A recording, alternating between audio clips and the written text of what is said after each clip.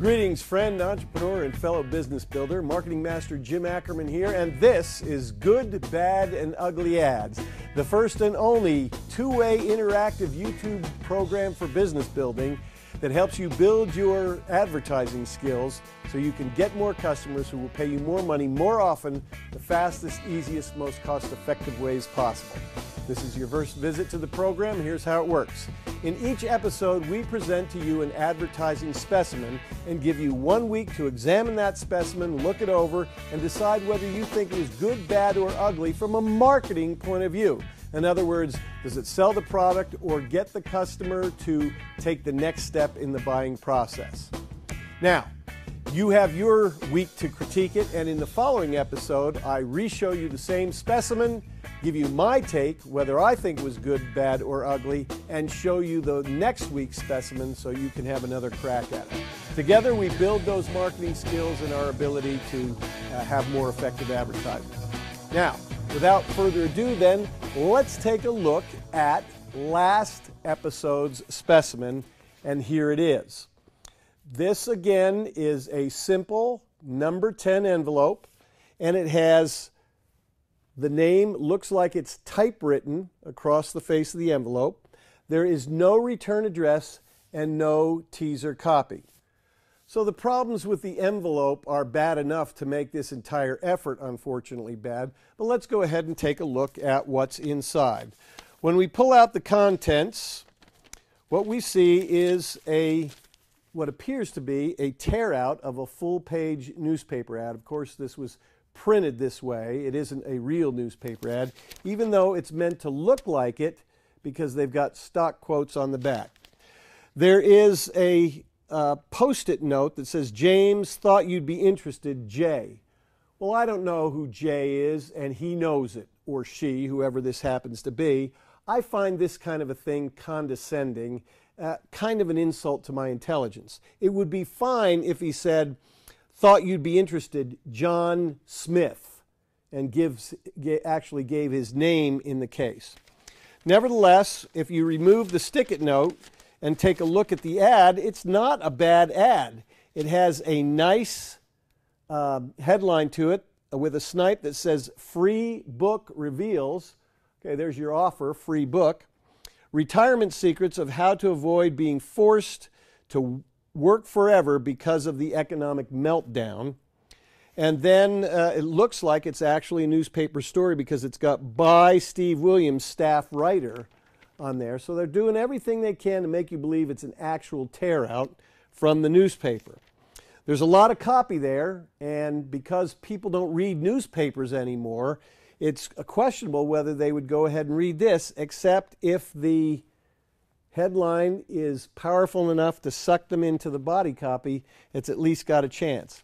It's got a number of problems from a layout perspective that they went ahead and did because it made it look like a newspaper ad that I don't think were necessary. Newspaper ad columns are all set, justified, left and right. It's easier to read, however, if you just left justify and leave the right side of the column ragged right. They don't use many bolds or indents to pull your eyes through the copy, and I think that's a mistake. They do have an illustration of the book cover with a caption underneath of it, and ultimately the call to action is to receive your free copy of this eye-opening book. Just call our automated toll-free hotline now at 1-800-210-1619. The book and call are free. Remember, automated toll-free line. That's a very important and positive thing about this, is you can say, okay, it's an automated line, meaning you're not going to talk to a live operator. They're going to take your order in an automated way. You know you're not going to be sold something on the spot.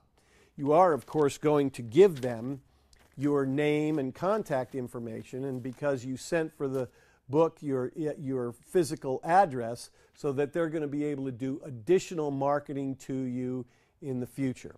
Again, this is a rehash of a tried and true marketing technique or gimmick from the past that I don't think is anywhere near as effective as it once was because of what's happened in the newspaper world.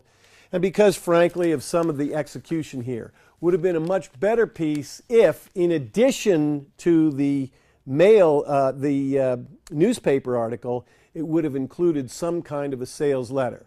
So, when you take the poor envelope and the problems or flaws in the newspaper article, despite the fact that there are some positives, the Marketing Master's take, this one's ugly. Now, let's talk about next week's specimen. As you can see, this also is a number 10 envelope, but it has a couple of characteristics that are different from the last one that I'm going to point out. From the desk of Lavelle Edwards, and for people all across the country and the world, you should know that Lavelle Edwards was a famous football coach for Brigham Young University some time ago. And then it does have the teaser copy, personal invitation, above the address, and the address says James Ackerman or current resident, and the address.